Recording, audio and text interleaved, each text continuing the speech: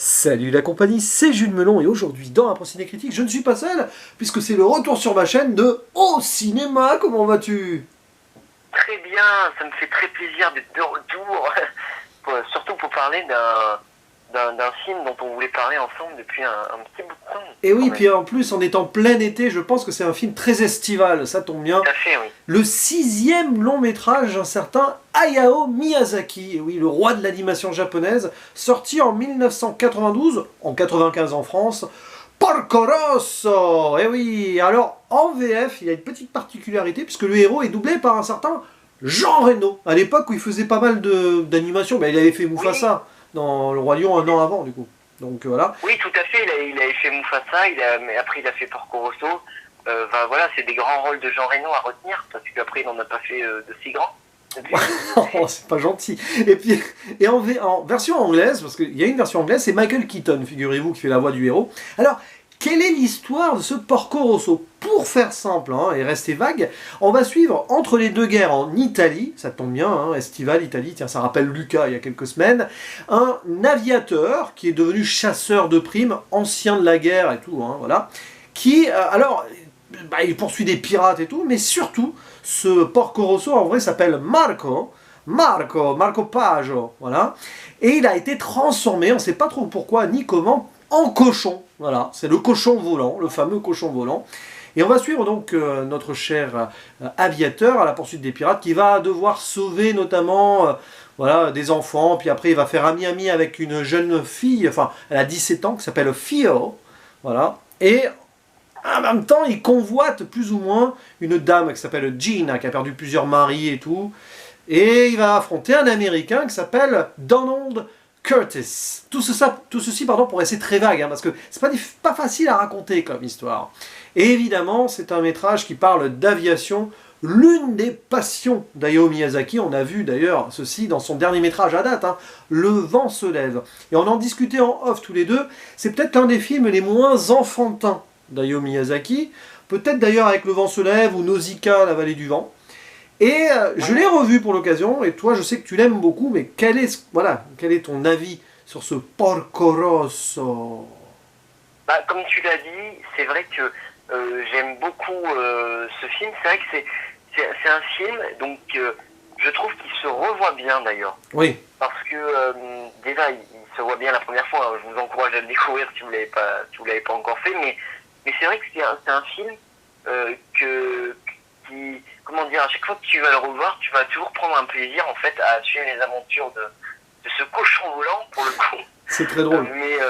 Mais c'est vrai que le film, déjà visuellement est magnifique, comme la plupart des films du studio Ghibli, j'ai envie de dire. Oui. Mais rien que scénaristiquement, c'est vrai qu'en fait, on reste sur un récit donc qui en apparence pourrait être très terre à terre. C'est-à-dire que si on enlevait ce personnage de Porco Rosso, si on l'avait remplacé par un vrai humain, ça serait vraiment un récit entre guillemets classique. Oui. Mais c'est vrai que en fait d'ajouter cette particularité un peu fantastique au long métrage, ça apporte une touche qui est très intéressante parce que déjà le personnage est cartoonesque, il est très drôle, il y a des beaux moments, mais également en fait le fait que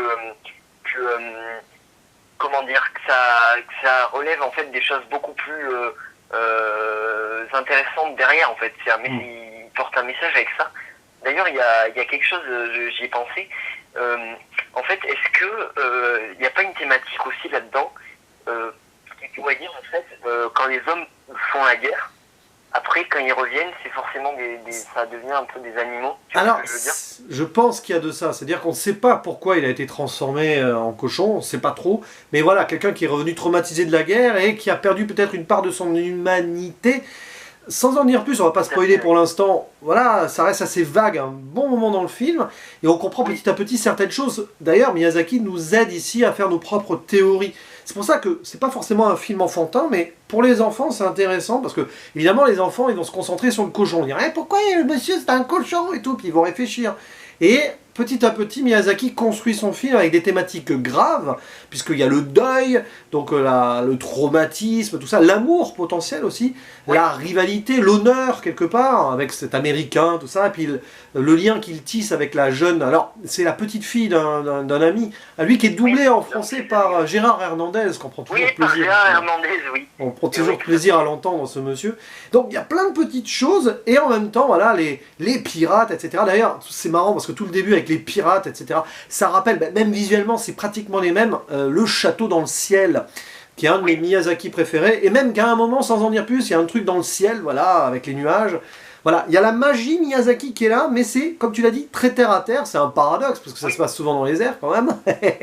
Mais le paradoxe, c'est que c'est l'histoire la plus terre à terre réelle même de Miyazaki, ça se passe vraiment dans un vrai pays, à une époque précise, avec le fascisme italien qui est derrière, c'est dur quand même, et en même temps, il y a cette part de fantastique totalement sortie de nulle part qui, moi, la première fois, m'avait beaucoup gêné d'ailleurs. Je regardais ça et dis, ok, d'accord, mais alors, pourquoi un cochon? Bon, après, tu vois, il y a une forme d'allégorie derrière.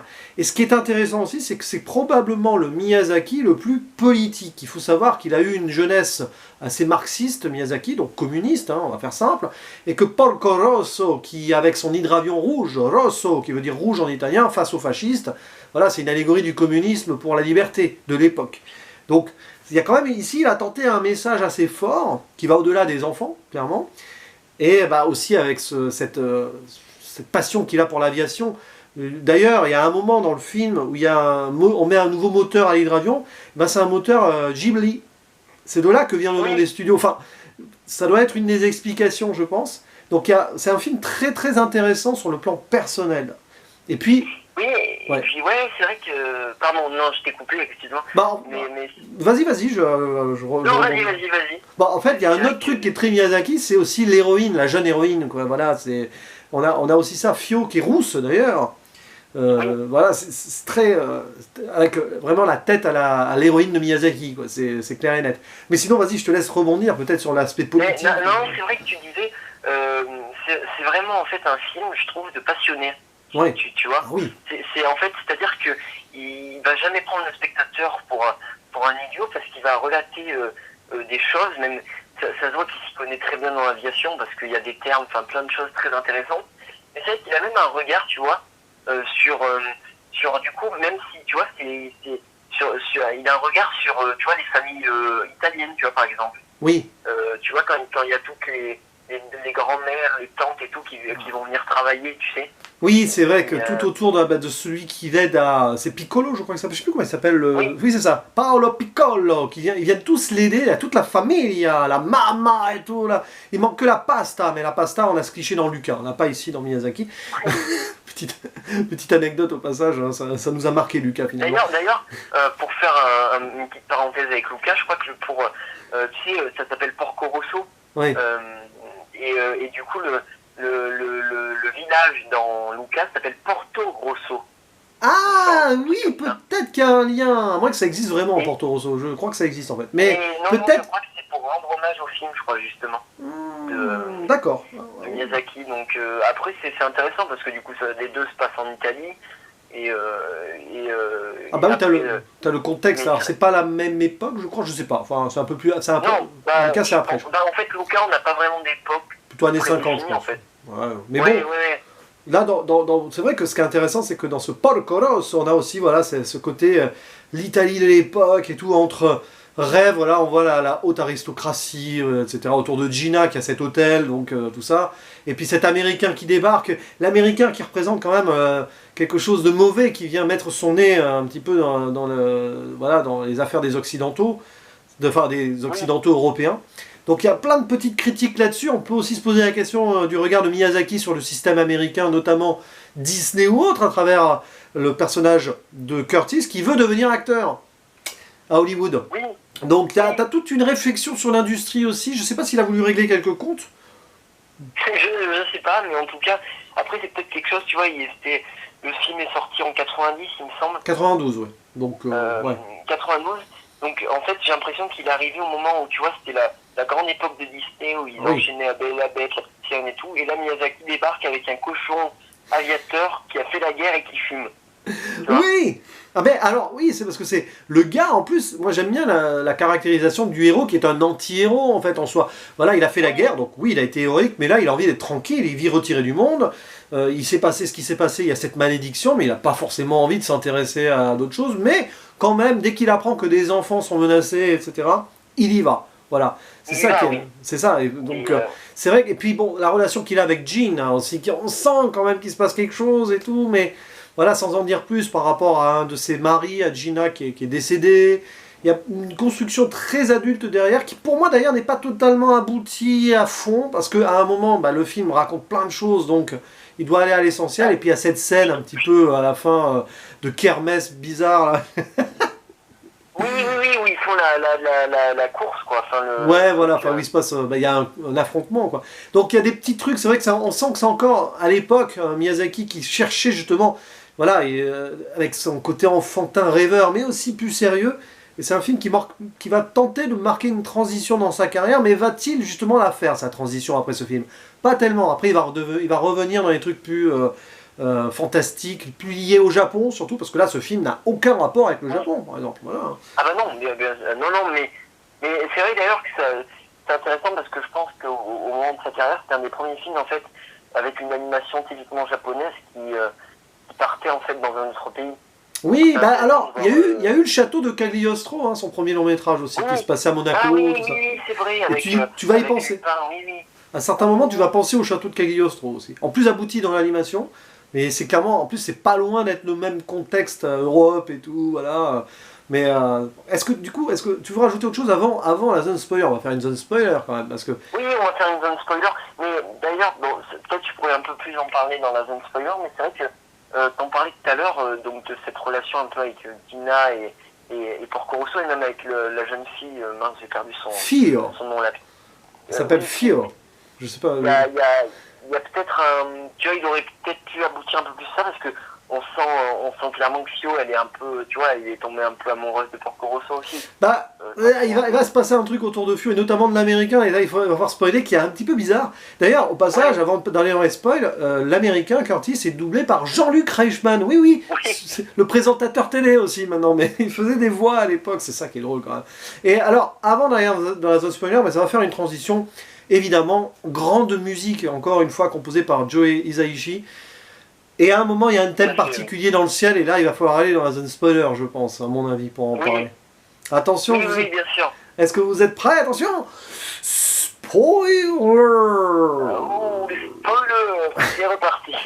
Alors, oui, à un moment, il y a une scène mystique quelque part, où on sent qu'il va peut-être passer dans l'au-delà, avec la mer des nuages, où il va voir tous ses anciens amis tomber au combat. Et c'est beau. Oui, qui reviennent pas, oui, c'est vrai. C'est terrible. Bon. Voilà, c'est le cimetière des aviateurs. Ça, et puis alors là, le thème de Hisaishi dessus, il est aux petits oignons, hein, là, clairement. Hein. Oui, c'est vrai que cette scène est très belle, et surtout que on est dans un film, je vais pas dire condensé, c'est pas le cas, mais il dure 1h40, il me semble. Ouais. Donc on n'arrête jamais. On a toujours de l'action. Ouais. C'est vrai que c'est une des scènes qui se pose le plus, en fait. Ah oui, c'est là, c'est là où il est face à son passé. C'est ça qui est... et c'est là où on comprend que il a beaucoup souffert, ce monsieur. Oui. Et que, oui, il y a quelque part une part de son humanité qui est restée avec ses camarades dans le ciel, quoi. Bah oui, c'est le dernier survivant, en fait, de sa flotte aérienne, en fait. C'est ça qu'on dit. Et c'est ça qui me paraît intéressant, c'est que du coup, vu que c'est le seul à redescendre, et bah oui, il a laissé une part de son humanité là-haut. Et c'est pour ça que c'est devenu peut-être un animal, tu vois. Et puis tu as ce lien aussi avec Gina, puisque Gina, un de ses maris, son dernier à date est mort, voilà, et c'est un ami de Porco Rosso, donc il y a ce lien qui, on ne sait pas s'il y a un amour ou pas, c'est très particulier, mais visiblement oui, il y a cet amour qu'elle ne peut pas, elle le dit vers la fin, elle ne peut pas, parce que lui il se sent plus trop humain, il a la tête de cochon, donc elle ne peut pas non plus lui affirmer son amour, donc c'est terrible. Et alors, tiens, puisque tu en as parlé tout à l'heure, la petite Fio qui voit en lui un mentor, mais peut-être plus. Bon, sans vraiment que ce soit plus. Par contre, il y a un truc qui est un petit peu grinçant quand même, c'est l'américain, Donald Curtis, qui veut clairement, il veut l'épouser et tout, enfin... Oui. Bon, elle a 17 ans, vous allez me dire, elle a 17 ans, mais quand même, voilà. Ouais, s'il gagne le truc, en fait, il peut l'épouser, quoi. Oui, voilà, à la fin, ils sont à un défi avec combat et tout. Ça finit en combat de boxe, d'ailleurs. Où, en gros, si l'Américain gagne, il peut l'épouser. Sinon, bah, voilà, l'hydravion est réparé. Enfin, voilà, tout est oublié. Et ce combat ultime, d'ailleurs, bon, ça, c'est le moment gaguesque du film, avec les pirates derrière. D'ailleurs, les pirates, c'est quoi leur nom? La Mama, je sais plus quoi. Ça m'a fait marrer le nom, voilà. Non, j'ai plus le nom sous les yeux. Ah si, la Mama Aiuto, voilà. Donc c'est les pirates et donc ils organisent avec la photo avant le combat en mode ils font n'importe quoi. Et en fait, ce combat, il doit y avoir une métaphore derrière, une allégorie.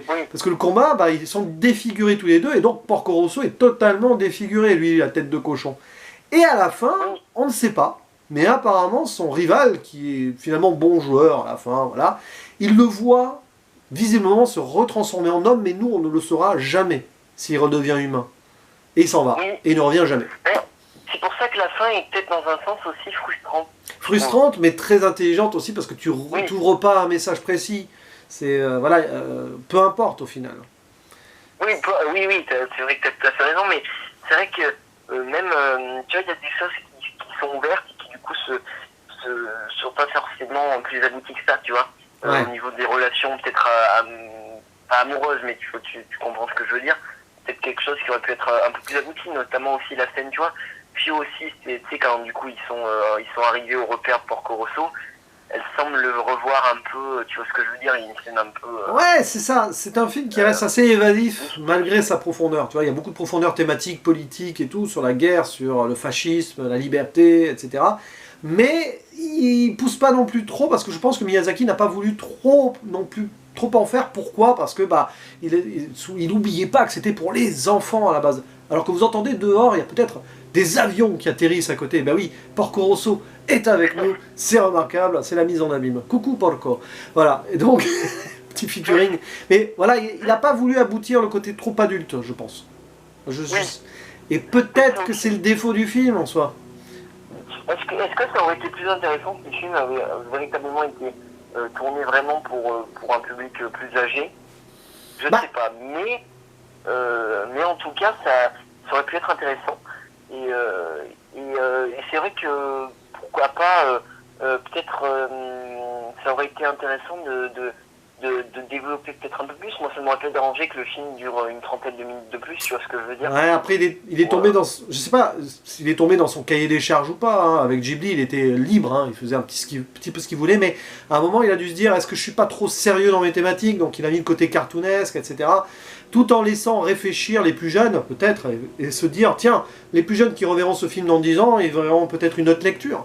C'est possible. Mais du coup, pour moi, le film est un peu entre deux eaux. Voilà. Mais est-ce que tu as d'autres choses à rajouter dans cette zone spoiler, d'ailleurs, sur des scènes particulières? Oh bah dans la zone spoiler, pas plus que ça. Après, il y a une très belle scène dans un cinéma, je trouve. Ah oui, bah, la rencontre avec son pote. Oui, il y a son pote aussi qui s'appelle Ferralin. Voilà, qui est doublé par Eric Herson Macarel, une voix française assez connue hein, dans le doublage. Voilà. Donc, qui avait fait Robert Carlyle, par exemple. Oui, c'est lui qui le prévient justement que les gens sont assez trousses. Mais c'est vrai que la scène est plutôt sympa, mais du coup ça fait une jolie mise en abîme, quoi. Oui, parce qu'en plus, on diffuse un film d'animation américain dans ce cinéma. Oui, dans le cinéma, oui, justement, mais c'est vrai que c'était intéressant, et j'aime bien aussi le côté du coup que, tu vois, c'est devenu un cochon. Ouais. Les gens n'en ont pas rien à faire que ça soit un cochon, quoi. Oui, mais ça paraît tellement naturel, c'est ça qui est assez étonnant dans le film, c'est que il a une malédiction, on ne sait pas d'où elle vient, on ne sait pas si elle va être levée ou non. Et les gens, ah oui, tiens, oui, c'est le cochon volant, et puis toutes les blagues autour du cochon. Bon, ça c'est peut-être la VF qui en fait des tonnes, j'en sais rien, mais voilà, la tête de l'art et tout. C'est vrai que les gens n'ont pas l'air plus. Enfin, tu vois, non, voilà, les cochons qui volent, alors, en anglais il y a une expression, hein, where pig flies, quand les cochons voleront, c'est quand les poules auront des dents, en français, l'expression. Donc peut-être qu'il y a un lien aussi pour les Américains, voilà, mais... Ouais, bon. peut-être. Après voilà, ça reste quelque chose qui est assez vague, peut-être parce que Miyazaki n'a pas voulu nous donner toutes les réponses, il nous a laissé avec des clés, à nous d'ouvrir les bonnes portes, hein, ou pas. Mais je pense que, voilà, à mon avis c'est un film à voir en écho avec Le vent se lève, pour voir s'il peut y avoir des rapports, parce qu'à mon avis, il doit y avoir des liens. Du coup, as-tu d'autres choses à rajouter dans cette zone spoiler? Pas dans la zone spoiler, pas plus que ça, mais c'est vrai qu'on a développé des points assez importants en intrigue et voilà, ces thématiques sont très intéressantes. Après, est-ce que ça aurait pu être un peu plus poussé? Peut-être, sûrement même, mais ça reste quand même très réussi dans l'ensemble. Du coup, on va se le cacher. Est-ce que tu es prêt à refermer? Attention, on referme la zone. Spoiler! Wow! Bizarre, hein, cette refermeture de zone spoiler. Alors que dehors, Porco Rosso est toujours en train de faire le tour hein, de mon appartement, de mon immeuble. Eh oui, c'est la fête. Hein. Il a voulu s'incruster dans la vidéo. Non, trêve de plaisanterie, hein, c'est juste les espaces verts. Mais ça fait un petit bruit de fond qui colle très bien, je trouve, avec l'atmosphère. Conclusion sur ce Porco Rosso qui n'est pas le plus abouti ni le plus apprécié des Ghibli ou des Miyazaki. Il est assez sous-coté. Ouais, il fait partie de ces films dont on parle très peu. Alors, ton avis, ta conclusion finale, du coup, sur... conclusion finale, c'est très drôle. Sur ce Porco Rosso. Et ben, pour le coup, c'est vrai que c'est toujours un film qu'on prend plaisir à revoir. On peut découvrir des points de l'intrigue au fur et à mesure qu'on le revoit. C'est vrai que c'est ce qui est intéressant aussi dans le film. Et c'est vrai que c'est un très bon moment. Vous pouvez le voir en famille. Du coup, pour le coup, comme on a pu le dire, c'est quand même adapté aux enfants aussi.